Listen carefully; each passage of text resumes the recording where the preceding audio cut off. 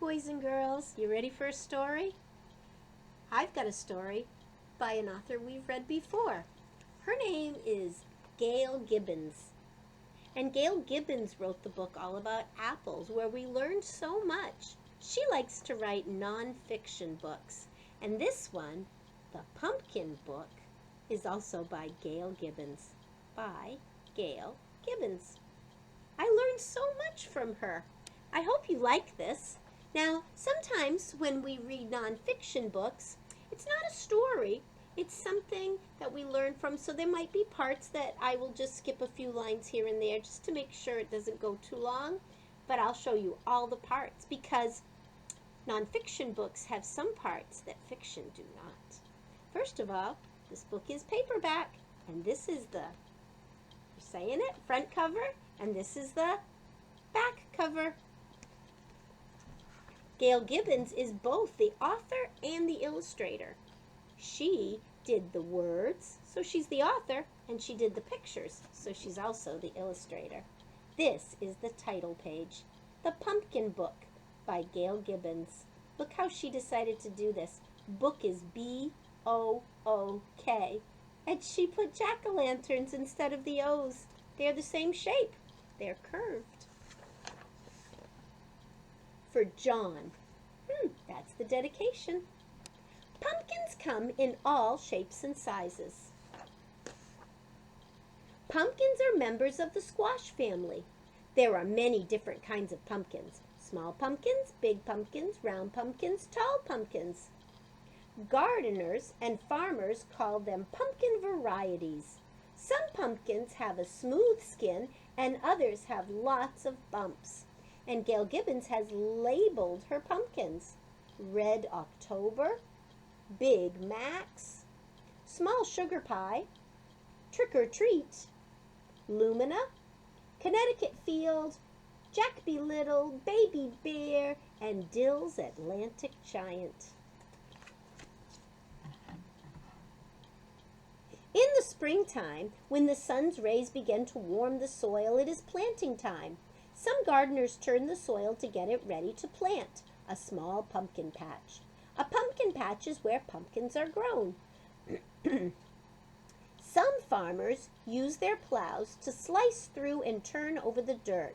The field will eventually be a huge pumpkin patch.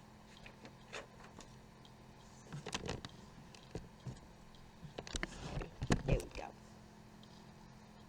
The soil is ready. It is time to plant the pumpkin seeds. The beginning of a pumpkin is curled up inside each pumpkin seed. Food is stored there too. The seed has a seed coat on the outside to protect it. The bigger the seed, the bigger the variety of pumpkin that will grow. Sometimes pumpkin seeds are planted in rows. Other times they are planted in small circular areas called hills. Several shallow holes are poked into the hill, and one pumpkin seed is dropped into each hole and covered with dirt. Each hill should be about 3 feet to 6 feet apart to give the plants lots of room to grow. A pumpkin seed won't sprout until the dirt is warm and has water, and the water has soaked the seed to soften its coat. Once the seed coat breaks open, a root begins to grow down into the soil. It takes in water and minerals from the soil for food. After about 1 week, 2 leaves appear where each pumpkin seed was planted.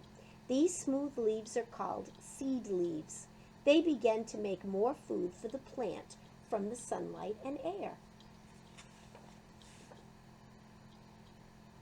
After a few days, small pumpkin vine leaves appear. These leaves look different. They are prickly and have rough, jagged edges. More new vine leaves grow. Stems begin to grow and twist, crawling along the ground as they become vines. And she's labeled the vine and the pumpkin vine leaves. The vines grow thicker and thicker. They grow curly tendrils that wrap themselves around other parts of the plant to help spread the vines. gold-colored flowers begin to bloom.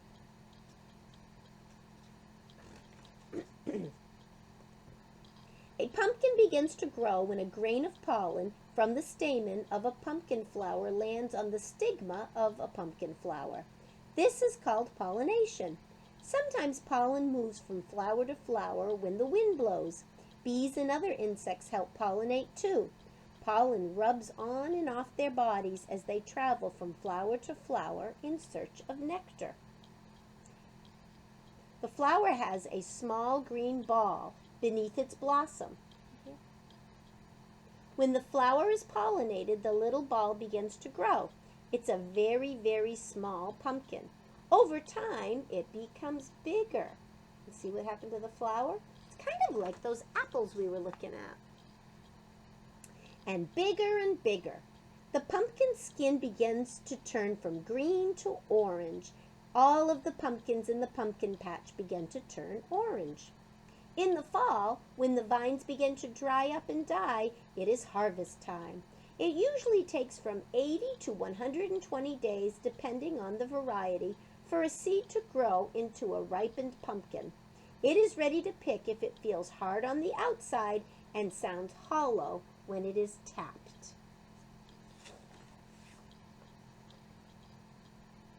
Often shears are used to clip the pumpkins from their vines, leaving about 3 inches of a stem. The stem helps to keep the harvested pumpkin from getting moldy. So when you buy a pumpkin, you want to make sure it still has a stem on it. During the fall, more and more pumpkins of many shapes and sizes appear at roadside stands and in stores. Fall makes people think of country fairs. Sometimes awards are given for the biggest and the prettiest or the strangest pumpkin grown.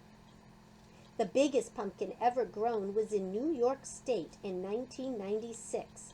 It weighed about as much as a small car, 1,061 pounds. At fairs, there are pumpkin pie tasting contests too. And here they show some of the early settlers with pumpkins. And then some people in different times in their life. And here they show how to carve a pumpkin. And this here, some people place a candle or a light inside and light it so the pumpkin will shine in all its glory on Halloween night. And there's some children getting ready for a party or to celebrate. All lined up on Halloween night, they are a glowing sight to behold. Isn't it amazing that all this began with a few small pumpkin seeds? Glow, pumpkins, glow! And here at the end, they give a little more information all about pumpkins, in case you wanted to know something. And here it says how to dry your own pumpkin seeds. Maybe you've done that before when you've carved a pumpkin. So this is a nonfiction book. It's teaching us a lot about pumpkins. It'll be fun to read some fiction ones too. I hope you enjoyed this book by Gail Gibbons. She's one of my favorite nonfiction authors. Have a great day, boys and girls.